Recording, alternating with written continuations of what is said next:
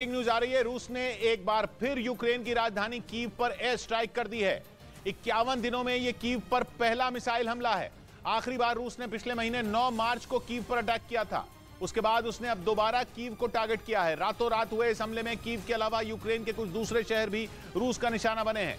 रूस ने यूक्रेन पर 23 मिसाइलें और 2 ड्रोन दागे हैं, जिनमें कम से कम 22 लोगों की मौत हो गई है। हर बीतते मिनट के साथ मौत का यह आंकड़ा बढ़ता जा रहा है, जबकि रूस ने बीते लगभग 2 महीनों में कीव पर ऐसा कोई बड़ा हमला नहीं किया था जो दुनिया में हेडलाइन बन जाए। लेकिन सूरज उगने से पहले उसने अचानक कीव पर धावा बोल दिया।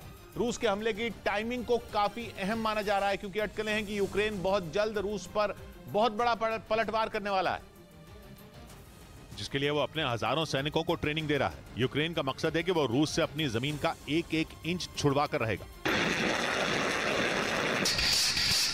लेकिन इससे पहले कि यूक्रेन हमला करता, रूस ने उसके हौसले तोड़ने के लिए उसकी राजधानी से लेकर मध्य यूक्रेन के शहरों पर भी मिसाइल से लेकर ड्रोन बरसा दिए। सामने आई एक तस्वीर में दिखा कि एक रिहायशी इमारत पर गिरी रूस की मिसाइल ने उसका एक हिस्सा ही उड़ा दिया। इमारत के पास खड़ी गाड़ियां चलने लायक ही नहीं बची, क्योंकि रूस ने यूक्रेन पर 23 मिसाइलों से लेकर 2 ड्रोन भी जलाए, और वो भी तब जब यूक्रेन के लोग सो रहे थे। इस वजह से लोगों को संभलने का मौका ही नहीं मिला और नींद में ही मौत ने उन्हें अपना शिकार बना लिया।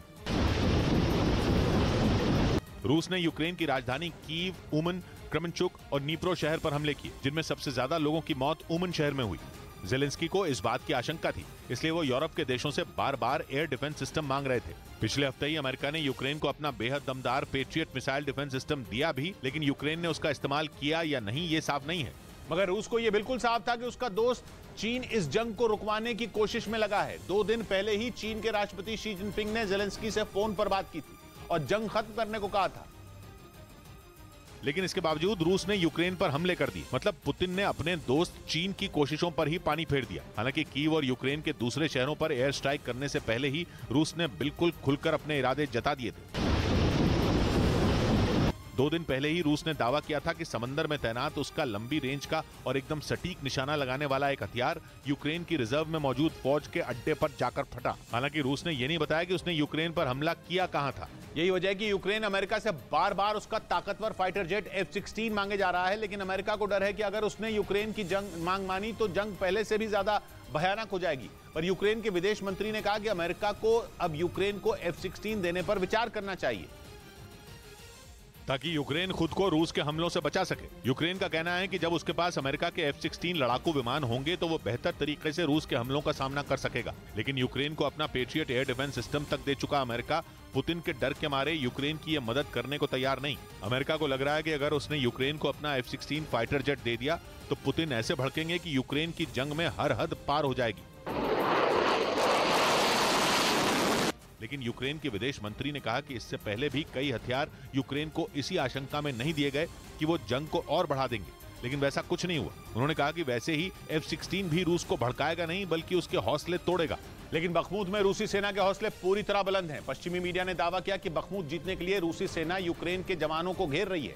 बताया गया कि बखमुत में जिन रास्तों के जरिए जेलेंस्की के सैनिकों तक मदद पहुंच रही है, रूसी जवान उन्हें ही बंद करने में जुटे हैं, क्योंकि उन्हें यह बात अच्छी तरीके से पता है कि अगर यूक्रेन के जवानों तक हथियारों की मदद नहीं पहुंचेगी तभी बखमुत में उन्हें बढ़त मिल सकेगी। पश्चिमी मीडिया के मुताबिक इसीलिए रूसी सेना ने जेलेंस्की के जवानों को घेरने का प्लान बनाया। बताया गया कि वो यूक्रेन पर मिसाइलों से भीषण हमले बोल रही है, ताकि जेलेंस्की के जवान पीछे हट जाएं और वो उन तक मदद पहुंचाने वाले रास्तों को बंद कर सकें। यूक्रेन का आरोप है कि बखमुत में रूसी सेना रिहायशी इलाकों में भी बम बरसाने से नहीं चूक रही, और दावा है कि ऐसा इसलिए किया जा रहा है ताकि लोगों में ऐसा खौफ पैदा किया जा सके कि वो बखमुत को छोड़कर खुद ही वहां से चले जाएं। हालांकि रूसी सेना पहले ही बखमुत के 80% हिस्से पर कब्जा करने का दावा कर चुकी है।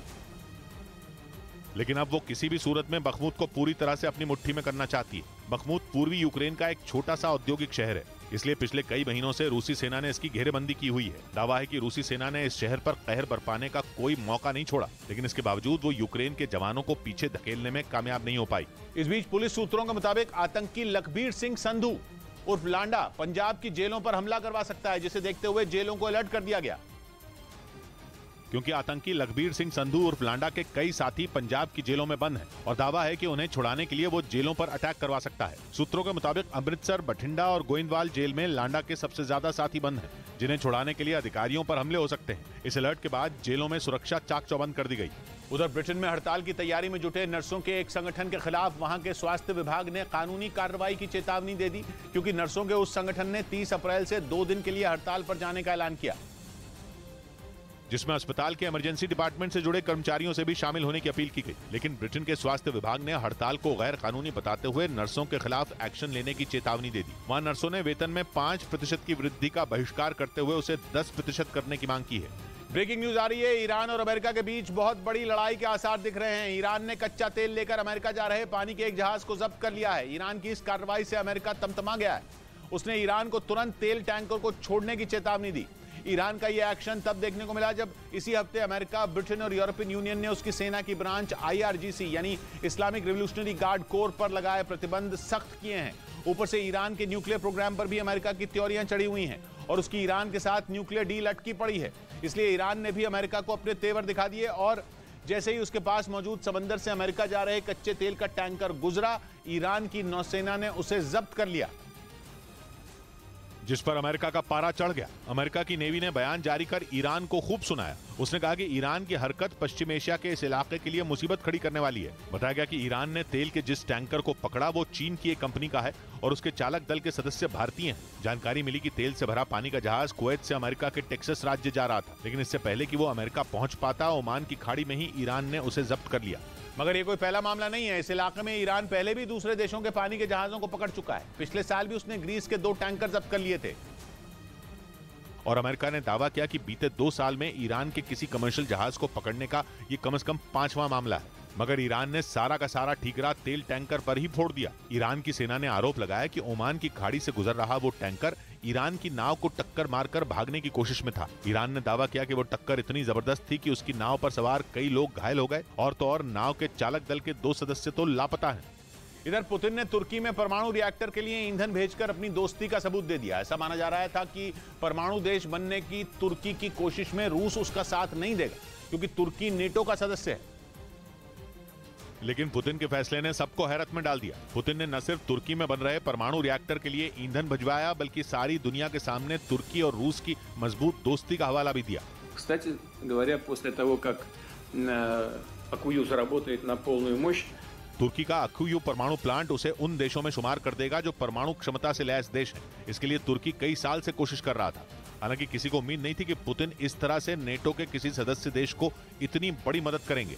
पर पुतिन ने ऐलान किया कि उनके लिए नेटो से दुश्मनी से ज्यादा बड़ी तुर्की से दोस्ती है, क्योंकि हालांकि उन्होंने अपने भाषण के दौरान एर्दोआन को इस बात का इशारा भी कर दिया था कि वक्त आने पर तुर्की को भी दोस्ती निभानी पड़ सकती है, जिसके संकेत करीब 2 महीने पहले से दिखने भी लगे थे। नेटो का सदस्य होने के बावजूद तुर्की ने फिनलैंड और स्वीडन के नेटो में शामिल होने पर कई दिनों तक अड़ंगा लगाए रखा था और नेटो के सभी सदस्य देशों को ना चाहते हुए भी तुर्की की मनमानी सहनी पड़ी थी, क्योंकि नेटो में अमेरिका के बाद दूसरा सबसे पावरफुल देश तुर्की ही है, जो अब रूस के पाले में जाता दिख रहा है। यही वजह है कि अमेरिका समेत नेटो के बाकी सदस्य देशों की चिंता बढ़ गई है, क्योंकि अगर एर्दोआन और पुतिन एक तरफ हो गए तो फिर उन्हें रोकने में नेटो के भी पसीने छूट जाएंगे। पश्चिमी मीडिया इस बात का दावा कर रहा है कि पुतिन ने एर्दोआन को ईंधन देकर किसी बड़े प्लान में उन्हें हिस्सेदार बनाने की तैयारी की है, जो नेटो को कई टुकड़ों में तोड़ने का भी हो सकता है। दावा है कि इसी वजह से पुतिन ने नेटो का सदस्य होने के बावजूद तुर्की को अपने देश में पहला परमाणु प्लांट लगाने में मदद की और तो और वो उसके उद्घाटन के जश्न में शामिल भी हुए।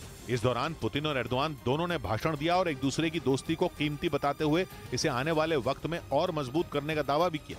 मतलब नेटो में दूसरी सबसे बड़ी ताकत तुर्की ने अब पुतिन से दोस्ती कर ली है और इसका ऐलान वो खुले मंच से कर रहा है, जिससे अमेरिका समेत नेटो के बाकी देशों का सिरदर्द भी बढ़ गया है। इधर वरिष्ठ नागरिकों को रेलवे टिकट में मिलने वाली छूट को बहाल किए जाने की याचिका को सुप्रीम कोर्ट ने खारिज कर दिया। केंद्र सरकार